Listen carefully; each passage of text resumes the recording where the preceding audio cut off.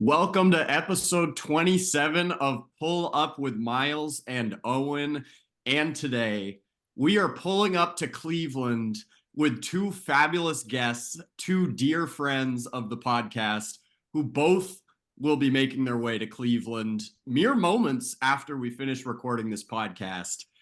First off, Dani Bar-Lavi, women's basketball analyst, bettor. They create content for HerHoopStats, Winsidr, and OddsShopper. Dani, welcome to the show. So happy to be here. And last but not least, here we have Calvin Wetzel in the building.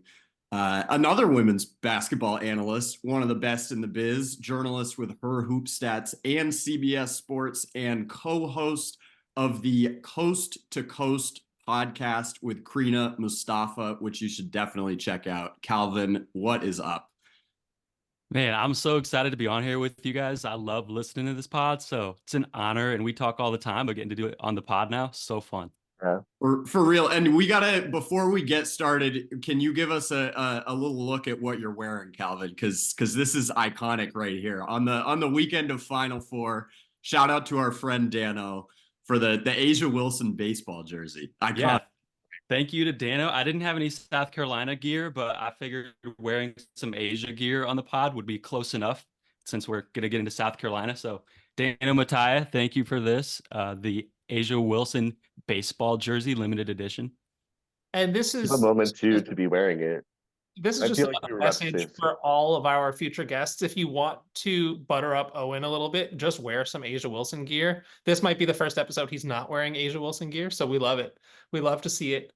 And we're going to talk all about what we're looking at for this Final Four weekend, but we would be remiss if we didn't discuss a little bit what we saw this last weekend. And especially, I want to highlight Monday, because Monday night, it was a paradigm shift. It felt like this moment that we have been talking about for years, since I think we've all gotten into this space. We talked the other day about 2018, 2019, something like that. And to see the sport grow, and how many conversations have we had with family members, with friends about, like, this is what we see. This is what we're witnessing.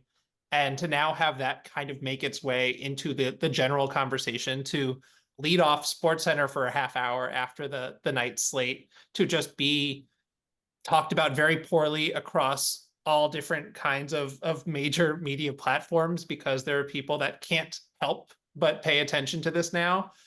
This was just an incredible moment for us as fans, as media members that have watched this growth. And it was really a perfect storm. It was so many superstars coming to see each other. It was rematches, but it was also the importance, I think, of storytelling. And we've talked about that so often, where I think the advantage in college on the women's side is that you have the time. You've got these 4-year players. It's not the one and done. So maybe that's part of it, but it's also bridging these stories together through a narrative cohesiveness by having a studio show. And shout out to Elle, to Andrea, to Shanae for just pulling everybody in and informing everyone in a way that is both relatable and it's just hoops talk, but it's also just so much fun. And that was borne out in the 12.3 million viewers and that was the average. That wasn't even the peak. I think it was like over 16 or something at one point for Iowa LSU. It was over 10 million at the peak for the follow-up game as well. And that was, the Juju versus Page. So it was another superstar matchup that literally we got the final buzzer, and then we got the opening tip with no room to have a cigarette break that we probably needed. So yeah, before we get into this weekend, I just wanted to, Dani, first to you, what was your major vibes takeaway from what we saw? As you said, Miles, it was just incredible. It feels like this was the first time in my personal women's basketball fandom that, my siblings were reaching out, my parents were reaching out, friends were reaching out, people I hadn't spoken to in months were reaching out to be like, oh my God, Caitlin Clark. And that's amazing. Like, it's such a special watershed moment. And I was talking the other day with you all about how grateful I am to have had, like, a couple of years of perspective forming, knowing what the coverage and attention on this game was like in those years, 2017, 2018. And not having to have lived through it for too long before being able to celebrate the game with wider society like we can now. My big takeaway about all of this, though, is I kind of alluded to this already. It feels like, and we all know this to some extent, it feels like the major attention right now is on Caitlin Clark in Iowa. And it feels like the casual viewer is kind of only familiar with that. And I was even speaking to some friends who weren't familiar with the fact that South Carolina had only lost one game over the past 2 seasons, and like 5 in the past 5 years or whatever it is. And so I do think it is on us as the more seasoned women's hoops fans at this point, and the four of us, there are so many people who are much more seasoned than us. I feel like I should say that, but still, like, if you've been following the game for like 4 or 5 years, or obviously 10, 20 years, it's on us now to bear that torch for these newer fans and be like, it's not just this incredible athlete, Caitlin Clark. It's not just her. Like, obviously give her flowers, but there's so much more going on in this world. There's so many more stories to appreciate. Yeah, and I just feel this tremendous opportunity and responsibility in this moment to, tell stories around women's basketball, continue pushing, to get more and more people interested, and more people deeply interested in, the absolute plethora of amazing stories and amazing people in this game, and amazing teams and amazing basketball to be seen.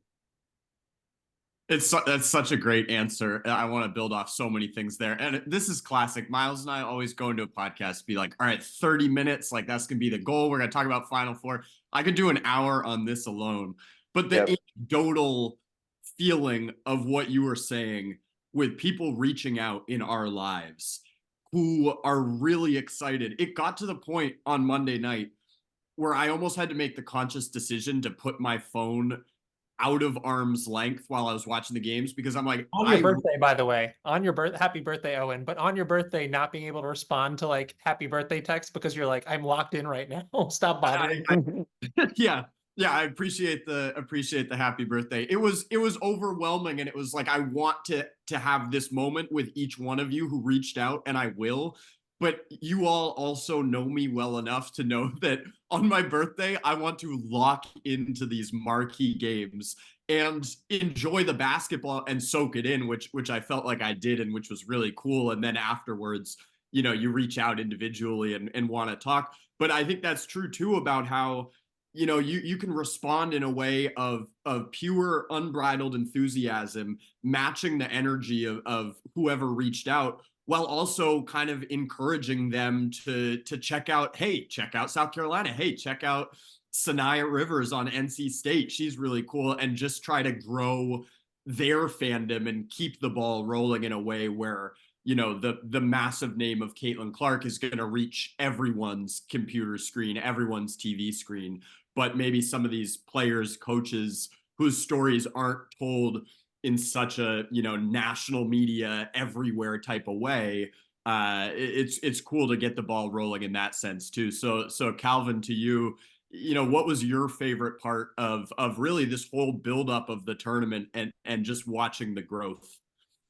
I definitely think it was people reaching out, like you guys said, and not only people reaching out who like haven't followed women's basketball before, but the way that they were reaching out. Because I feel like in the past, like, people find out that and I'm sure you guys have had this happen. They find out you cover women's basketball, and they kind of, oh, that's interesting. Why women? You're trying to get into men's. Yeah, my favorite. It's always the same thing. It's always, oh, that's cool. That's really interesting. How did that come?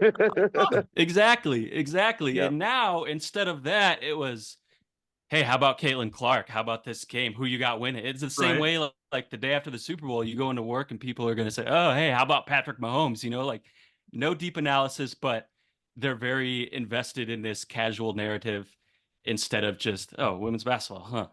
Like, they actually know a player and want to talk about the game just for the game. And so, like, that's awesome to see it get to that point, and to see like the ratings that we got. Obviously, like, the context that I saw going around, basically, other than football, stack it up with the major events in sports across the board, like NBA Finals, World Series, and it beat all of them.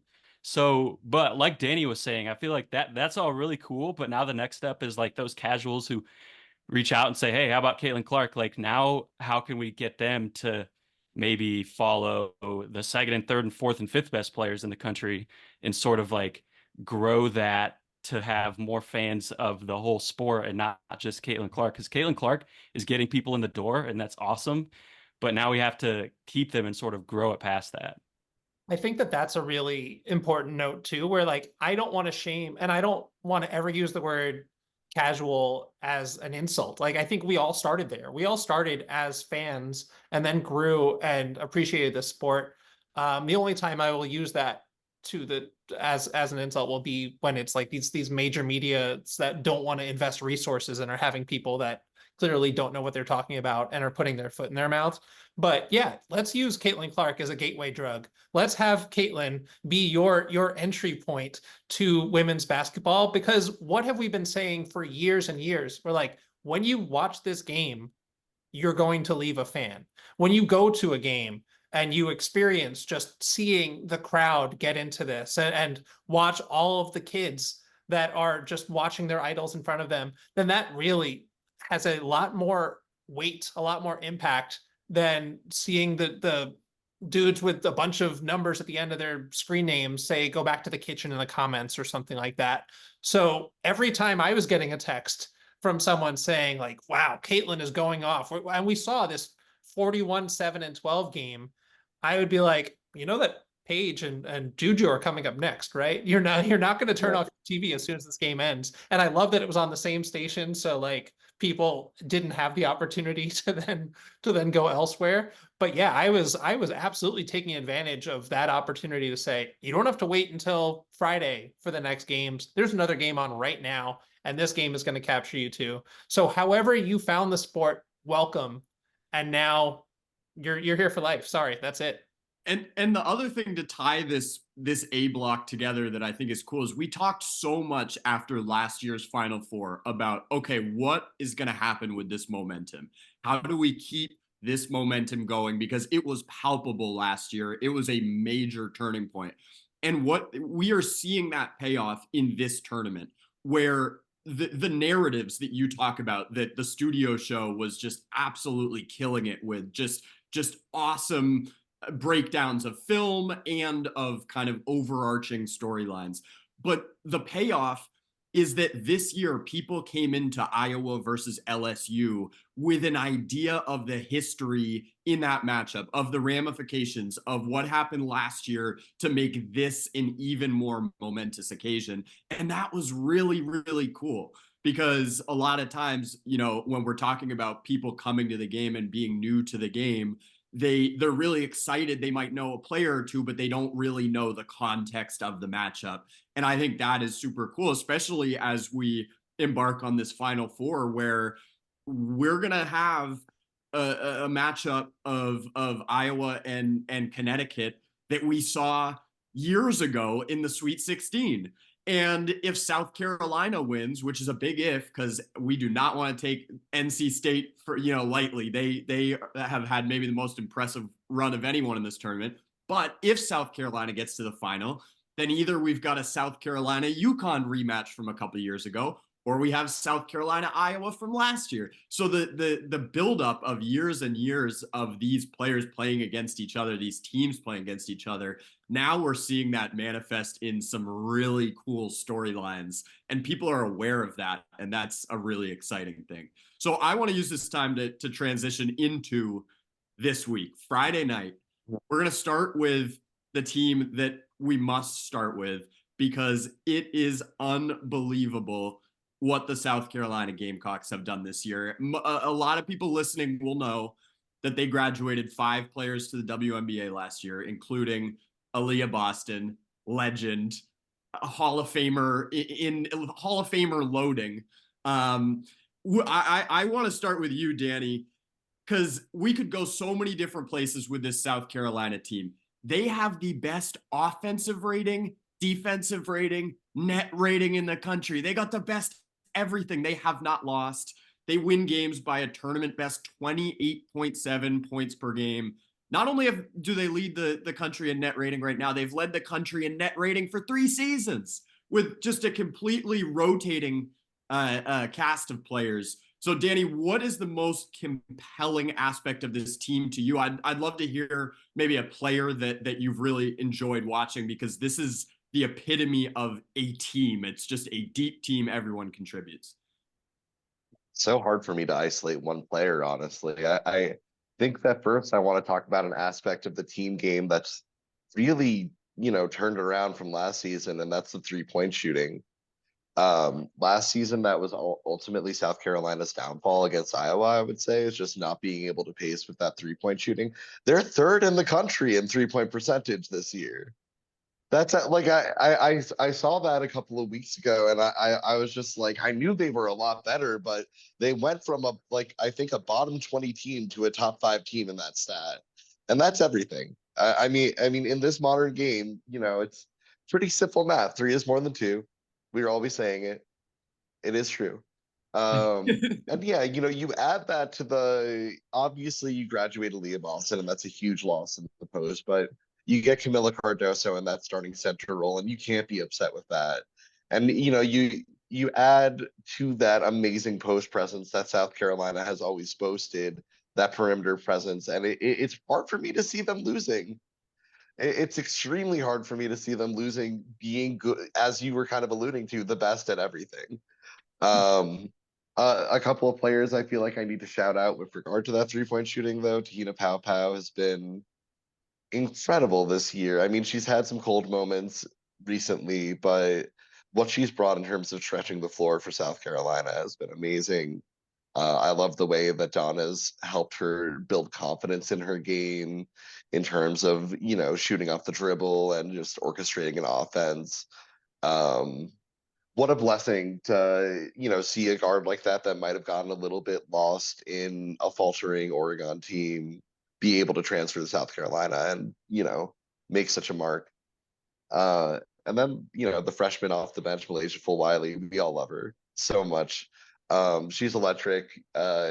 What she brings in those moments where she comes in to sustain a lead rather than build a lead with that 3-point shooting is great. I mean, you keep up the pace, you have another really dynamic on-ball guard who can just create her own offense and, shoot the lights out of the gym.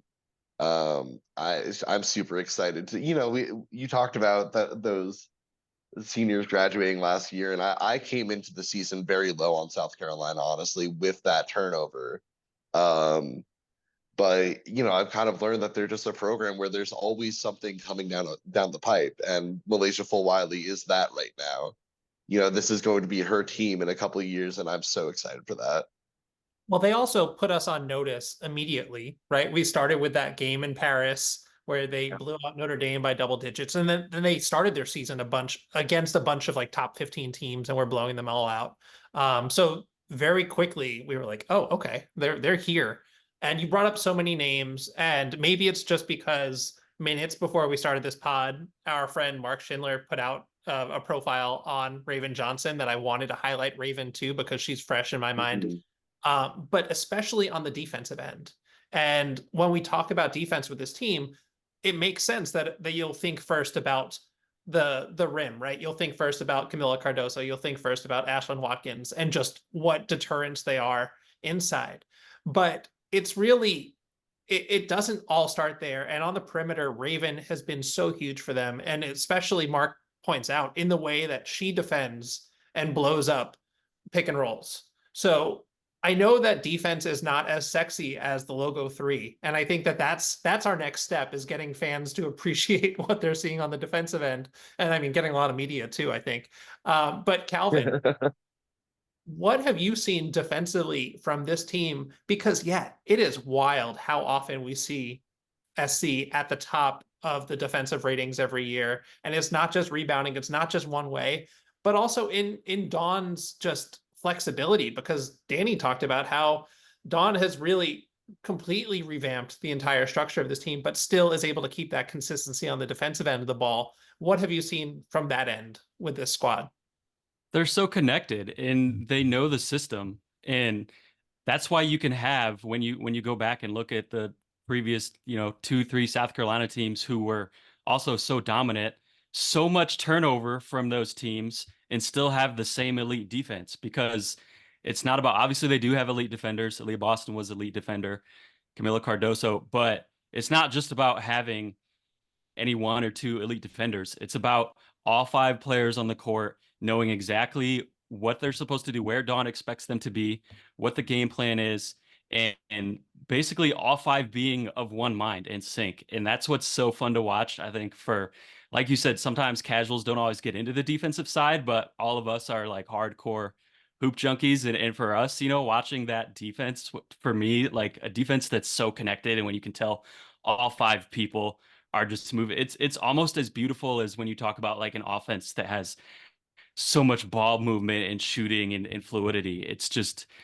like a beautiful sight. And I think Dawn, her ability, I've talked about this with you guys before and on the Coast to Coast podcast, but her ability to retain players, because you don't just have to be a recruiter in today's age, you have to be a retainer with the transfer portal. And her ability to do that by developing a culture and relationships really helps that out, because you're able to bring in high level recruits who probably could start. Like, I legitimately think 360 Division I teams, Malaysia Full Wiley would start on 359 of them, but she's not starting on this team. And you can bring in players like that, and they're willing to buy in and come off the bench for a year or two. And you can look at the starting lineup now, obviously, other than Pow Pow, who transferred in, most of them started out playing behind some superstars on the bench too, and probably could have started somewhere else. But because they're willing to come into this program, come off the bench, learn from the veterans, stick with the program, and develop into juniors and seniors, they learn that defense so well in a way that not every player in every program would, just spending a year or two with the program. So I think that's a big piece of it too.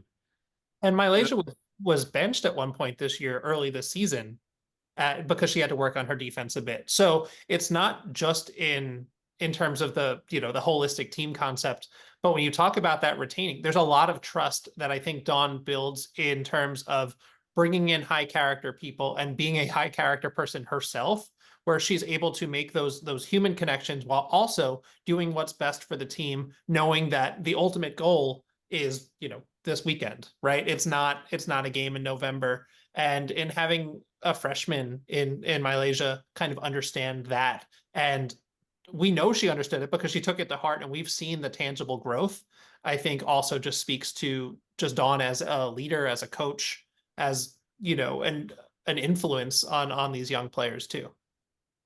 You're really seeing with Dawn this year, and we're going to get to NC State in a quick second here, because I think that the way in which Dawn has supported Sanaya Rivers transferring to NC State and thriving for NC State, and now they are playing against each other in the Final Four, and it's not this thing that you hear from such a large percentage of college coaches, oh, the transfer portal, I hate it, all this stuff. It's like, no, this is such a mutually beneficial thing, and really, really cool. So I find that so indicative of the way in which Dawn has connected with so many players, even the ones that decide that South Carolina is not the best place for them. But before we do move on to NC State, I gotta highlight a couple quick things. One, to your point, Calvin, about Dawn and just the way in which they've adjusted, and also to your point, Dani, about the 3-point shooting. A criticism of the offense last year was, oh, not enough pick and roll, not enough ball screens. I saw some empty side pick and roll this past weekend from South Carolina that was really effective. Like, Dawn is not only building a program where these players adore her and want to play so hard for her and believe in her, but also she is building a program that's adaptable. It's not, oh, this is how I do things and I'm going to do it the same way every year. No, it's okay. Let's look at what happened in the Final Four last year against Iowa, and let's try to improve upon that. How can we get better tangibly on the court in the X's and O's? And she has completely changed the offensive scheme in a really impressive way. 2 players I want to shout out before we move on to NC State. Bree Hall is like the heartbeat of this team in some ways. It feels like Bree Hall scores maybe, I don't know what, I don't have her points per game in front of me. I'm going to guess it's around 7 or 8. And yet it feels like those are the most important 7 or 8 points of every close game. It feels like when they need a bucket, when the other team's on a 10-0 run, it's like, oh, Bree Hall's going to go and just take care of that and play exceptional defense on the wing. Such a huge fan of her game. And then how about Tessa Johnson, the freshman, like a player that no one even really talks about in the rotation in her first tournament, and just really clutch guard play. Again, South Carolina's gotten tested 2 games in a row. Indiana had a furious second half run, made that game really sweaty. Oregon State, just an awesome tournament run, made that game really sweaty. They are really relying on 9 players to get this done, and you don't see that very often with an undefeated team, the number 1 overall seed. So really cool stuff all around. Could talk about South Carolina forever, but we're gonna swing it to NC State here. I'm gonna start with you, Calvin. One thing you've highlighted is the defensive rebounding of this NC State team. And I would love to hear why you think that could be so important in this matchup.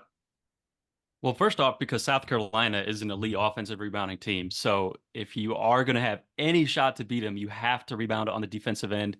And I think Indiana did that really well in the second half of that game that you mentioned, which is why they were able to kind of claw their way back in it. I was looking at the stats. South Carolina only got 2 offensive rebounds that whole second half, which for them is a minuscule number. So, and obviously South Carolina still won that game. They can still come out ahead because of all that they're good at. But if you want to have a shot, you got to rebound on the defensive end. NC State does that. But what's most impressive to me is that how NC State does it by committee. They don't have anyone on the team averaging 7 rebounds a game.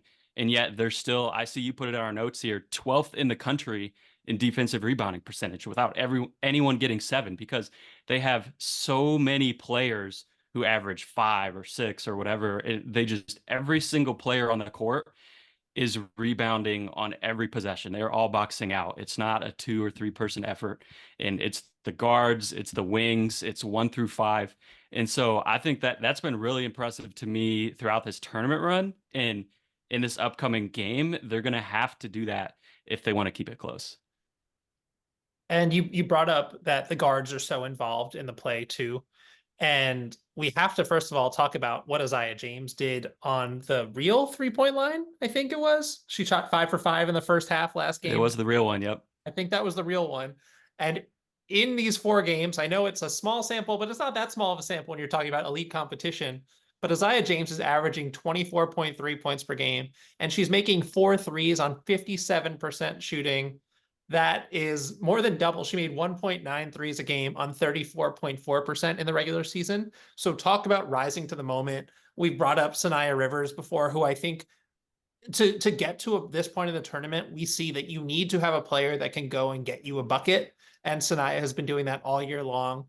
But what I wanted to highlight about NC State's guard play is just as a team, they do not turn the ball over.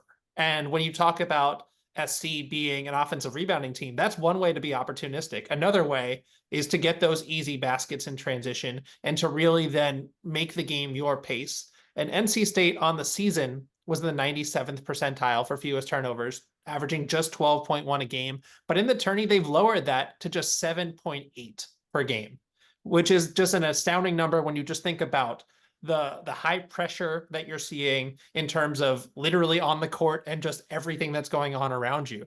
So Dani, what have you seen from these NC State guards that have kept them alive and kept them moving on where they've been dogs in these last few games? No, that connectivity that they had is incredible. I mean, they play together extremely well. It feels like they all have this preternatural sense of where all of their teammates are on the floor at all times. Yeah, I mean, 7.8 turnovers per game in the tournament is astounding. It's a fake number. It feels like it feels impossible.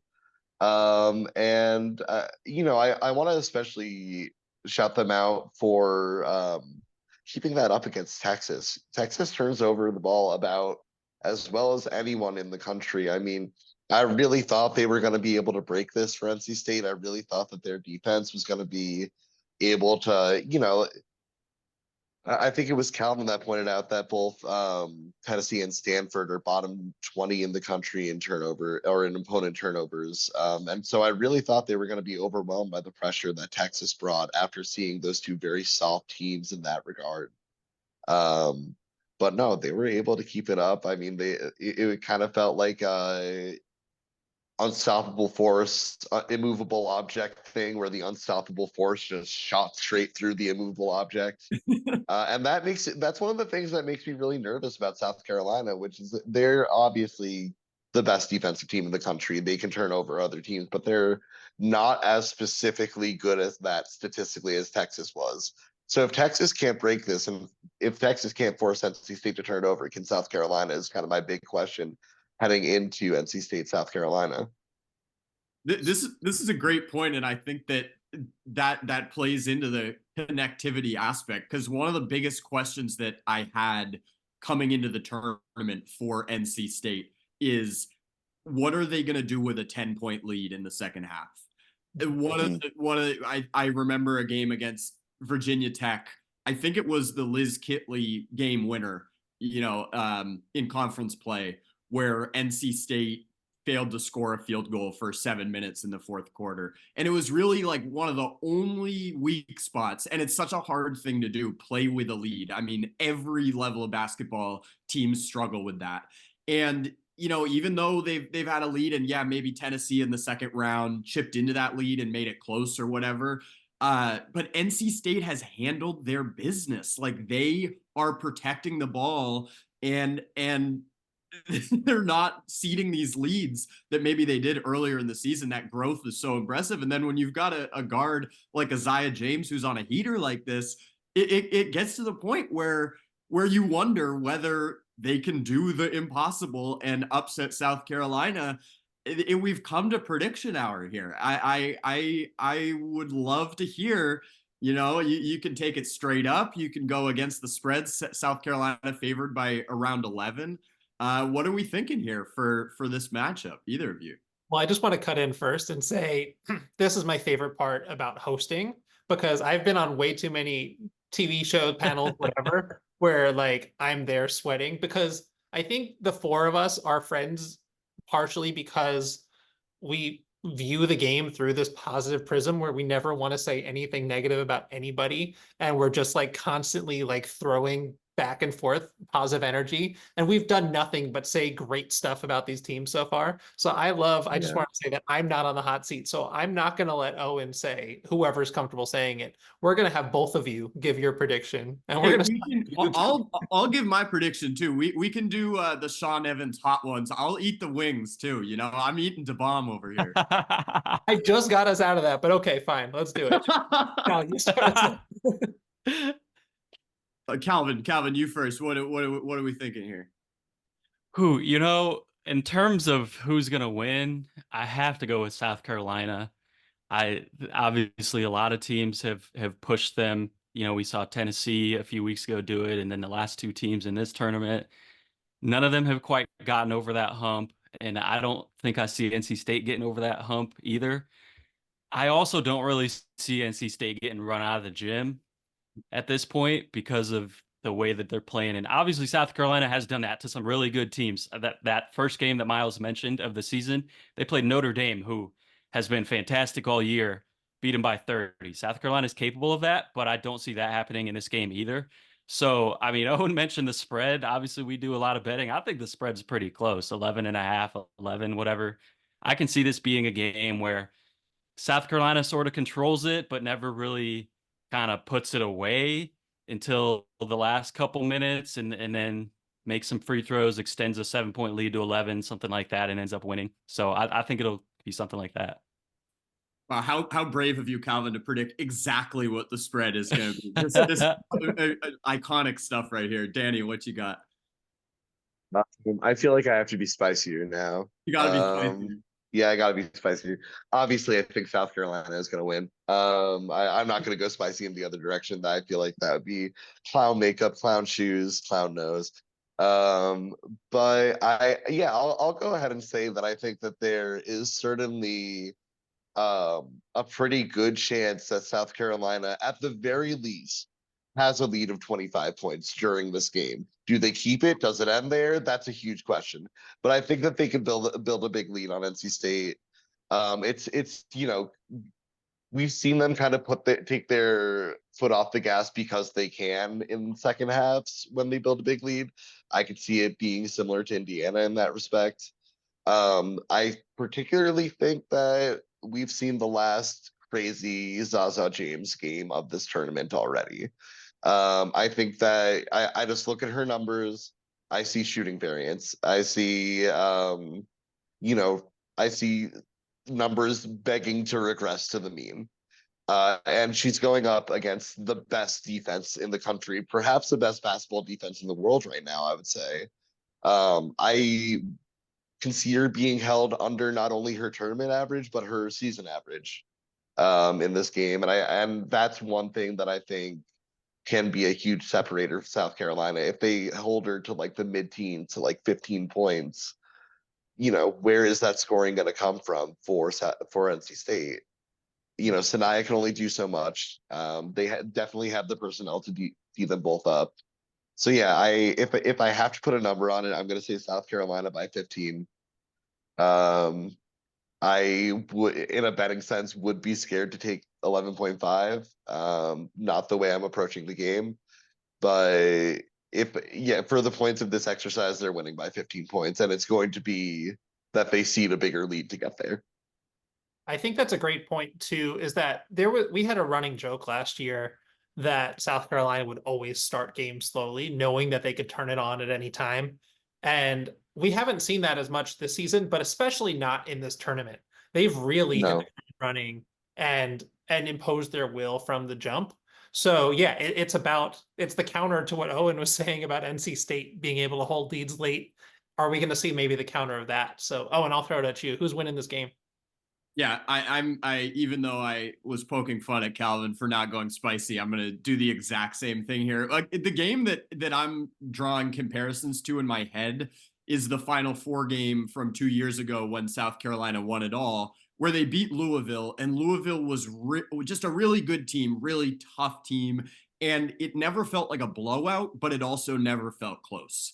And that's the vibe that I'm getting from this. I think the shooting variance question with Isaiah James is really fascinating. I love considering players who go on a heater for the biggest stretch of their career, and whether it's sustainable, whether it defies math almost. It's like just stepping to the occasion. Ari McDonald is an interesting example of this, where maybe she had more responsibility over the course of that season with Arizona than Isaiah James did for NC State this year, but similar type of thing where all of a sudden, this player can't miss from three after being a 30% three-point shooter during the season.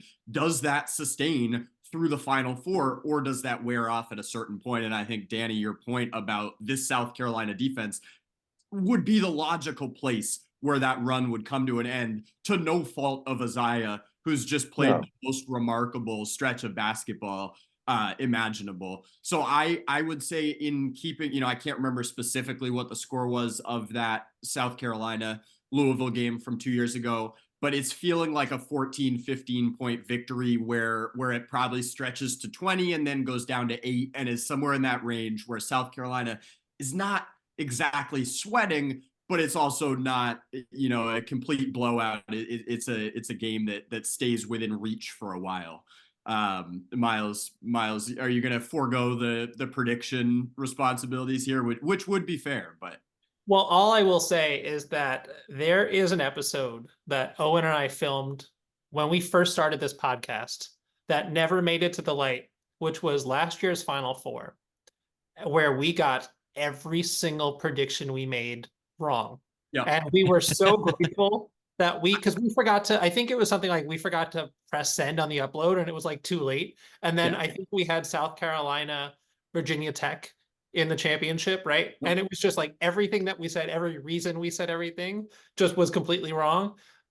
So for that, I'm going to plead the fifth, because I'm not going to be wrong in this scenario. I'm going to take full advantage of everything that this chair as host has to offer, and instead move us on to the next game on our slate, Iowa and UConn. I can't believe you're not even willing to say that South Carolina will win the game. Somebody will. I'm willing to say that somebody will. And that team will then play again on Sunday. The and red team. win that game. Yeah. Miles is going with Yeah, the red team. I actually bet on no one to win, so that is really long shot there, but I Both actually teams think to lose. no one's gonna win it. It's a real hot take. Yeah, no, I'm not a coward. I am just making sure that I'm driving this thing and rooting for great basketball. Because Love if it. my bracket in the 38th percentile will tell you anything, it's that I'm not the person whose predictions you should be taking anyway. Wait, brief aside before we move on to Iowa, Connecticut. Can we discuss how embarrassing it is? We started this off talking about everyone texting us and being so excited about women's basketball. People also ask me for predictions for their bracket. I'm like, you don't understand. This expertise, this immense fandom I have for women's basketball is not translating to the bracket. I am like sub 50th percentile every year, and frankly, it's embarrassing. Well, it's not how brackets work. That's not how March Madness works. It's not always the people who know the most who win, because if that was the case, it wouldn't be madness. It would be like regular March. But the chaos is what we love, and sometimes people come in and have pick based on their favorite mascots, and that's who wins, and that's why it's fun. So true. Yeah. I picked based on hottest coach for the men's bracket, and that's doing significantly better than my women's bracket is. All right, let's move on to Iowa and UConn. With that great transition. We talked a little bit about Monday night already and everything that was amazing for that. But something that really stood out to me was just seeing Paige, what Paige has been doing on this historic run. And thank you, Cal, for tweeting literally minutes before jumping into this note where you said there have been 3 times in the HerHoopStats era, which is the past 15 seasons, where a player has had 28 points, 9 rebounds, 5 assists, 3 steals, and a block in an NCAA tournament game. All 3 of them are Paige Becker's games in this tournament. So Paige Becker's, first of all, how is she doing this? And then second of all, how do you stop her from doing this? Well, first off, shout out to Duke for being the one team who didn't let her do this whole tournament.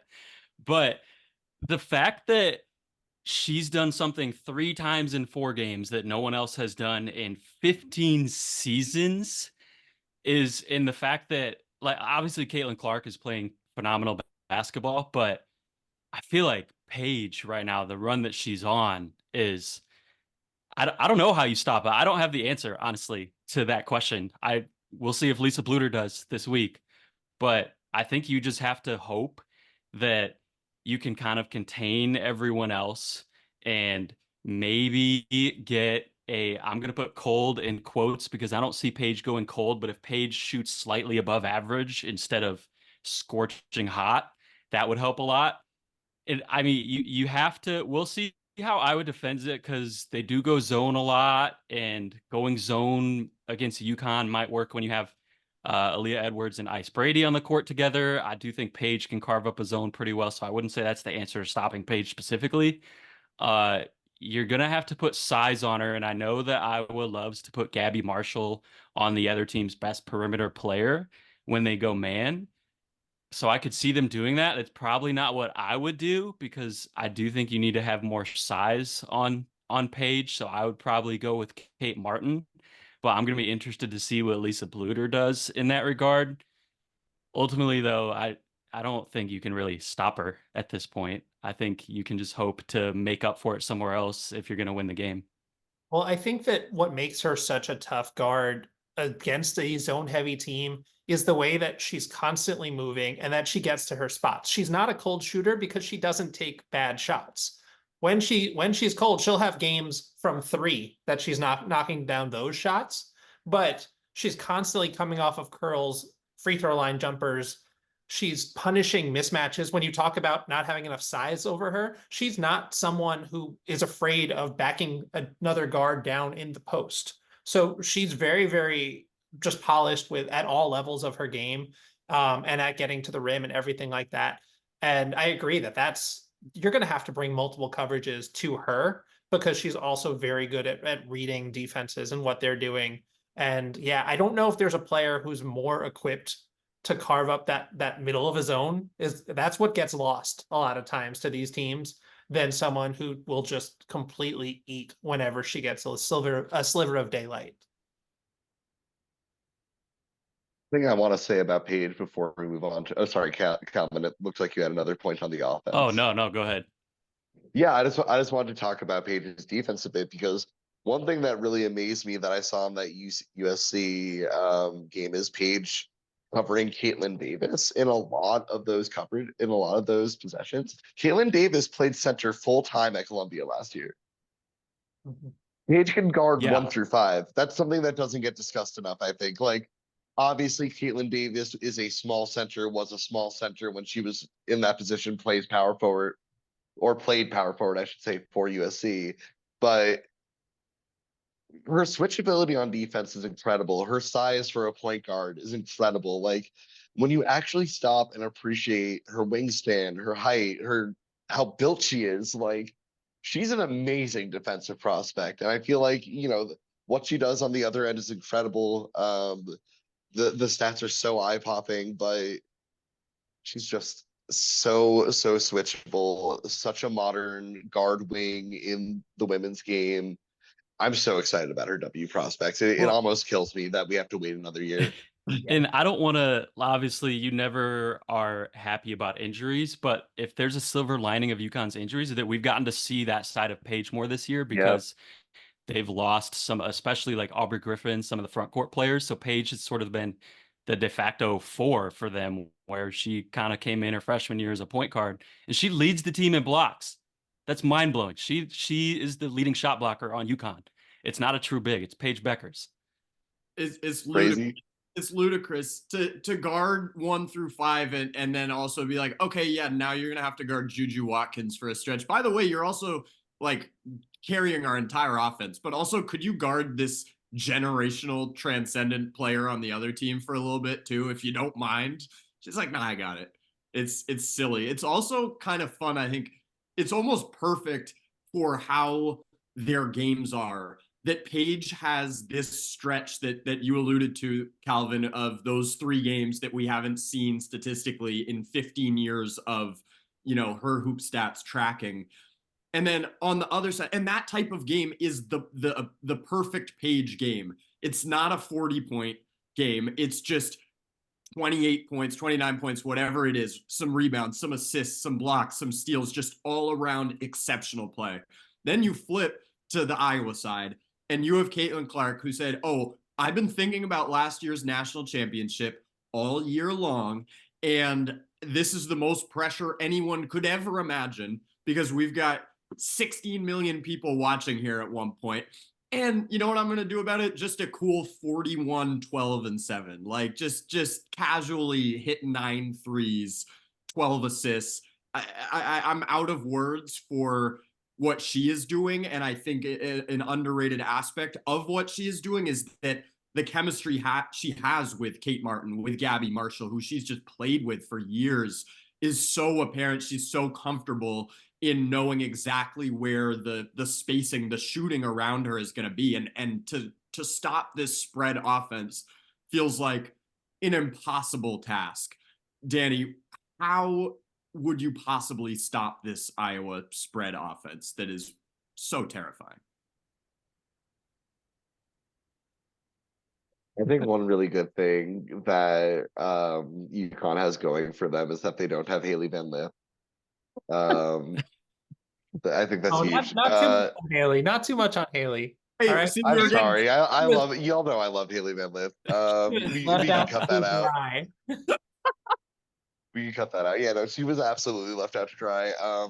Yeah, I think you saw in that UConn USC game that the way that they switched up coverages on Juju, and the way that they were able to kind of bring posts out to put a little bit more pressure on her, double her up a little bit more, mainly just not leave one player to guard her one-on-one for an entire game for some reason, like Himolke did.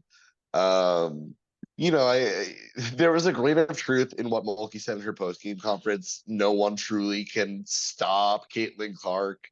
But yeah, I do think that UConn is at least, despite being so depleted, equipped with really good perimeter defenders, really long players. Gino has been here before with having to, playing against transcendent players. Obviously, there's never been a Caitlin Clark before, but yeah, I think there's a chance that we see a scoring performance in the 20s from Caitlin in this, which would be crazy. Even if she scored 29 points. Again, I just like, if I feel like if I had a good answer for this, I would be making so much money to be a head coach somewhere. I asked you an impossible question.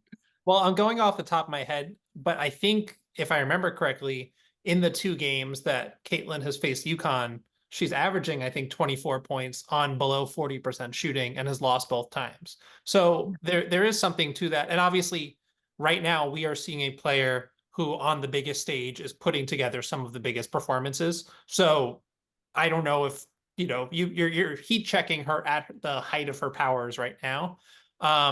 But so much of what you said, I think that was great, was about how UConn was able to disrupt Juju Watkins off the ball. And part of that is, I think that was it was a very, very good USC team in terms of, especially as a defensive minded team that kind of set the tone and was able to play their game. But it was a team that you were able to cheat off of some players out there in a way that I think that's a little bit harder with Iowa because it's this spread offense and there are so many shooters. But there's also the fact that you can survive Caitlin scoring 40 points, or you could survive Caitlin having 12 assists. I don't know that you could survive both. And I think that is something that Gino and that whole UConn staff is going to have to be intentional about, is that if you bring a double team to Caitlin Clark, she will find those cutters. If you don't get back, if you're not the first person back on defense because you're trying to steal an offensive rebound, then she will throw that football Hail Mary pass and nail it 85% of the time.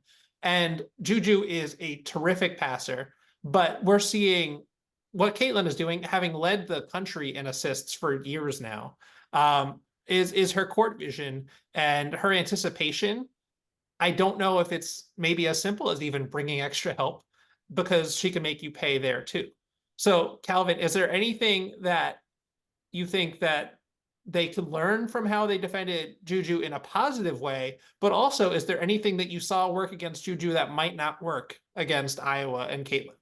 There's a lot of both. Yeah, I think, well, to Danny's point, I think Danny hit the nail on the head that what UConn did against Juju was a lot better than what LSU did against Caitlin in terms of really it being a team effort and not any one player. Obviously, Nika Mule started out guarding Juju, and Nika got after it. We know Nika defensively isn't going to back down from anyone, and that was fun to watch. But they did some switching as well. They tried to force her left. That's something I don't think you can do with Caitlin. We saw Brittany Sykes the other day tweet out, hey, why are we still letting Caitlin go left and shoot? And so I can't wait to see Brittany Sykes defend Caitlin in the WNBA as a side note. But my one follow-up to that was, did you see that Slim then quote tweeted herself and said, "Yes, I did. To your draft. So when I am inevitably burned by Caitlin going left on me, I want you to save the receipt," because that was so good. It was. She got ahead of it. That was smart. So I don't think you can do that. I think the switching will work because I think UConn, we've talked about with Paige, obviously, and some others, is a pretty switchable team. So I think they can do some of that. They can help somewhat, but like you said, Miles, USC has 2 non-shooters in their starting lineup, and Rhea Marshall and Caitlin Davis. And USC pretty aggressively helped off of both of them to try to crowd Juju. Really, on Iowa, the only player that you're going to do that with in the starting lineup is Hannah Stolke, and it's a lot different when you only have one versus when you have 2, because they're always going to have at least 4 shooters around Hannah Stolke. Sometimes when she's on the bench, they have 5. So it's going to be a lot harder to send a full crowd at Caitlin because of the spacing that she has around her, and because of, like you brought up, her passing ability to where she's going to be able to find people if you do that. So there's definitely some things that probably they're going to have to do different than they did against Juju, but I do think the switching and putting size on Caitlin can at least help a little bit. I love It's that. just it's an impossible code to crack. I think that what UConn did against Juju was so impressive, and also what Juju did to keep USC in the game was so impressive, given that, like you said, Calvin, they start two non-shooters, and even Kayla Padilla, who's a great three-point shooter, just got cold at an unfortunate time.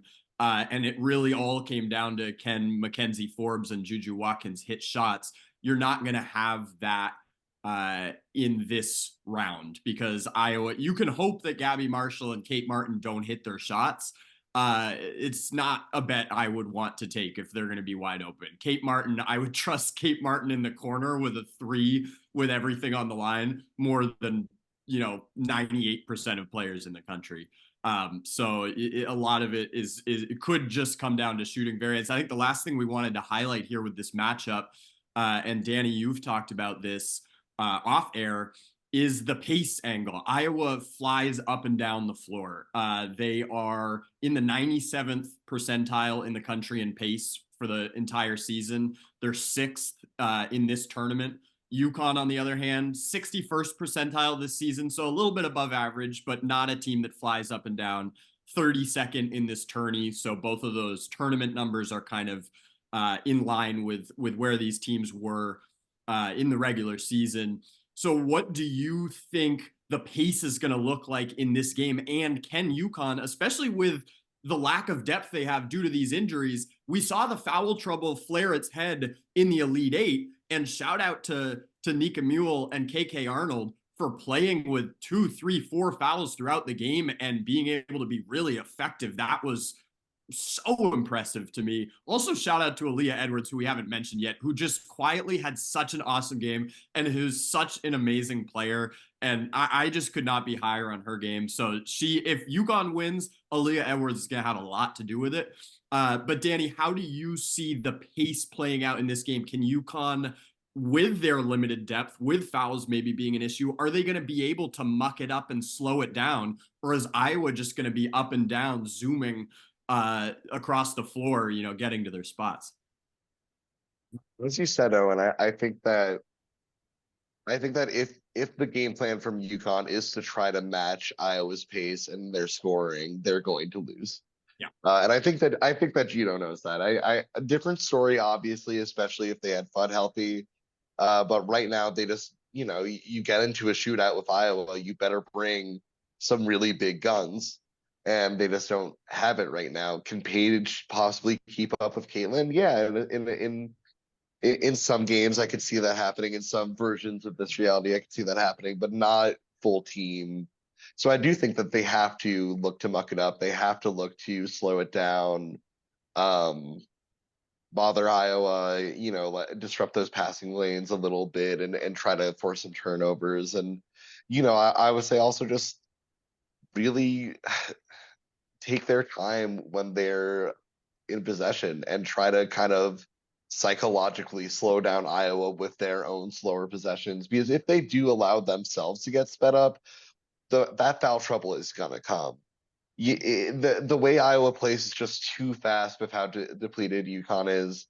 And I can see them getting into a place where they really don't want to be in if they are playing fast, if they are trying to, run up and down the floor. The defense is just going to get messy. I don't like that for them. So yeah, I do think the answer is just play their game. Don't try to play Iowa's game. Do your best with the defense. As we said, it's kind of an impossible task. But yeah, I certainly don't think that if they run back and forth and jack up threes that they're going to win this game. And that's a difference from what we saw from LSU, who's such a fast team on their own too. So they are very confident. We saw it both, the other night, but also last year in the championship game, that they are willing to run. And I think in some aspects that gives you the best shot against somebody like Iowa, like Caitlin Clark and that squad. But in other nights, if you don't have, you have to like match them with your A+ game and hope for a C game on the other end, or you have to disrupt them. And I agree that UConn's going to have to control that tempo a little bit. So all right, before we get you guys out of here and on the road to Cleveland, it's prediction time again. I guess I will be the game show host here because I'm going to not answer. So we'll do this. I'll put on my Alex Trebek hat and mustache, I guess. And in the form of an answer, I guess, the winner of the game. Give me Dani, who is blank. So the form of the question. It has to be in the form of a question or you're wrong. Thanks, Ken. Who are the Iowa or I guess who is actually the proper syntax. Apparently my editors keep telling me. Okay, we did not yes. Who is the Iowa Hawkeyes? Okay, Calvin, what you got? I don't know why that just sounds incorrect to me grammatically for some reason. It probably is correct. It just bothers sounds me weird so to me. much, but I keep getting corrected to is instead of are when talking about teams, and I hate it. I'm gonna say who are the Hawkeyes? I'm just gonna say it like that because I feel like it sounds better. They? Nobody knows. Are they? Nobody. Who are the That's a good Hawkeyes? Do we know? question. They're All too right. fast. You can't see them. Owen, are you going to go chalk with the 1 seed for a 1-1 matchup, or are you going to deviate from our guests that know more than we do? Our guests definitely know more than we do. That is the best bet here on the board. I'm gonna form consensus, but I will say before I give my answer of who is / are the Iowa Hawkeyes, I must say I'm gonna do something very off-brand, which is I'm going to give Gino Auriemma some real credit here for his in-game coaching, because I do think that like there was a stark contrast watching those two games between Kim Mulkey's total inability to do anything coherent from a game plan perspective on defense and Gino doing something very coherent with, oh, by the way, very limited depth defensively. So what I saw from Gino made me think that UConn has more of a chance here than maybe I would have previously anticipated. Ultimately, Iowa has the look of a team that is on a damn mission. They are so locked in right now, and I don't see anything disrupting that. Iowa was dealt arguably, I think we would all agree, the toughest region, and they flew through it. And they were tied at halftime with LSU, but ultimately they flew through that region. Frankly, the sweatiest it got was the second round against West Virginia, which is fascinating given West Virginia's MO, and maybe UConn looks at that game and sees some stuff in there that could be applicable to Friday night. Ultimately, and this is no knock at UConn's region, which I also felt was really difficult. We were all very high on Ohio State. I'm incredibly high on USC. Duke deserves so much credit for what they did. Ultimately, I think UConn had a little bit of an easier path and maybe were able to exploit more weaknesses in the teams that they played versus what they're going to be able to do against Iowa. Thus, consensus, who is the Iowa Hawkeyes? I see Iowa. Yeah, by a close game for the majority, and then I see it stretching into the 6, 7, 8 point range. I think it's gonna be a battle, but give me Iowa. I was gonna continue the bit and say why are the Iowa Hawkeyes, but we've already, after saying that this would be a tight 30-40 minute conversation, I think we've eclipsed an hour. So I will not ask you why. You gave us a bunch of whys. I am disappointed in all of you for taking the 2 1 seeds to meet in the championship, and know that I may or may not agree with you.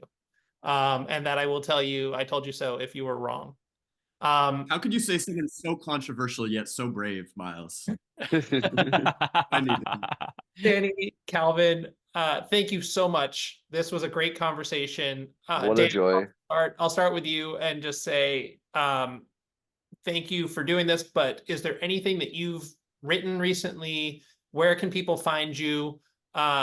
Where can people come and yell at you when they lose bets off of your articles? Just give us all that news.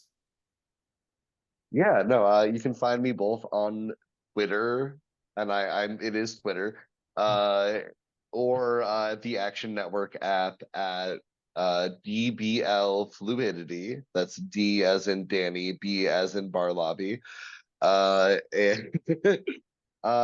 other than that, I'm doing a lot of work for OddsShopper right now. You can find all those articles on my Twitter. Those are daily best bets and a couple of I'll have a couple of most outstanding player props as well in the next couple of days. And then as always, Winsidr and HerHoopStats, my two OGs. Love it, love it. And Calvin, where can we find you at? Yeah, I'm on Twitter at CWetzel31. Wetzel is like pretzel with a W. And so you can go find me Wetzel, there. sorry, your name is Wetzel? That is exactly I what want it you to is. change your Twitter name to Pretzel with a W. I think that would be awesome.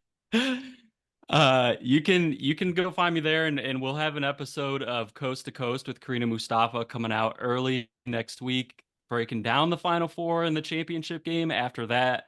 And then also either Thursday night or Friday night, I'm not sure which, but I'll tweet it out. I'll be on CBS HQ ahead of Final Four, breaking it down as well. So you can go check that out also. Amazing, amazing. Thank you guys so much. Have a safe drive. I know you're carpooling, so whoever is, Yeah. you stay awake, and we can't wait to see all the coverage that you both put out.